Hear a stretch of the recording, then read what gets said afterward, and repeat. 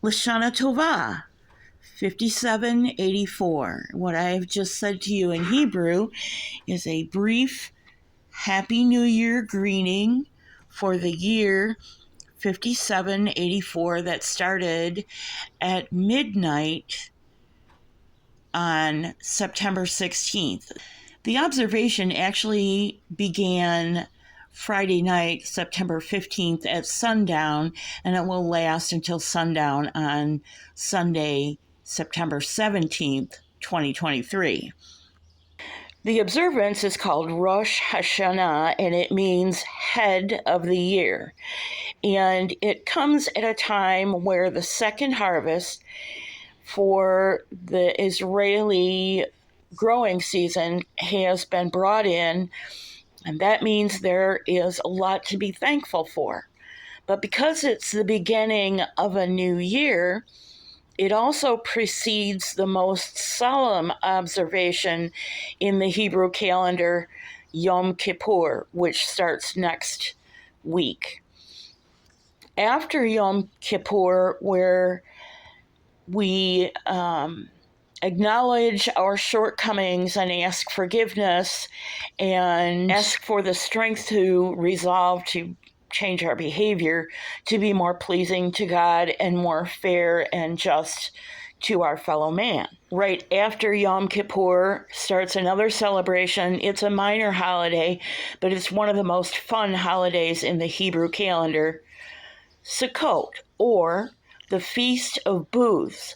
And if you're familiar with Bible stories, this is the one time a year where you built a temporary structure that was partially open to the sky, and you slept under the stars, as did many Israelis, many Hebrews throughout the centuries, in remembrance that you are subject to God's sovereignty. So why am I telling you this? I'm a Gentile, not Jewish, but I was married to a Jewish man, and our wedding anniversary just passed. We intentionally put our wedding anniversary at or around Labor Day weekend, so we would always have the weekend to celebrate. Often our anniversary coincided with Rosh Hashanah, so not only did we have a personal reason to be thankful and grateful, we had a tradition of celebration. And what you see in the picture is traditional food that you would find at a Rosh Hashanah oneg. Oneg is a community meal. You would find sweet challah bread made with honey. You'd find apples to dip in that honey with the bread, and you would often drink cider or sometimes wine. It is a wonderful celebration that prepares you for the solemnity of Yom Kippur, and then the joy of the celebration of Sukkot. And we loved this time of year. I still do. While many Western Christians are rapture watching again this year, as they have been for, 10, 15 years, this is what God had in mind when he talked about this season, what it reminded us of in the past, how we celebrate it in the present, and what we look forward to in the future. It has nothing to do with rapture, which isn't even in the Bible.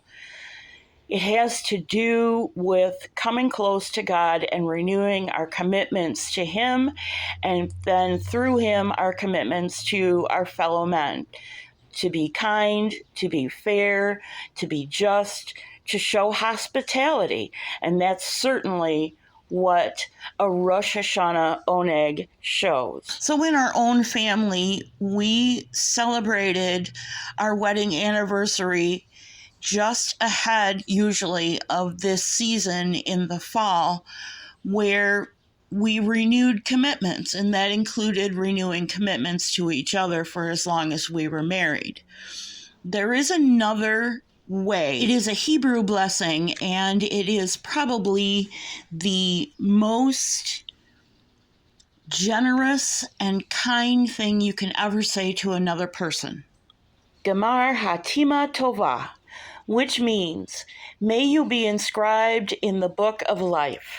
It is said that the book of life in heaven is opened on Rosh Hashanah and closed on Yom Kippur, so that every year you have this rare opportunity to have your name inscribed in the book of life for another year.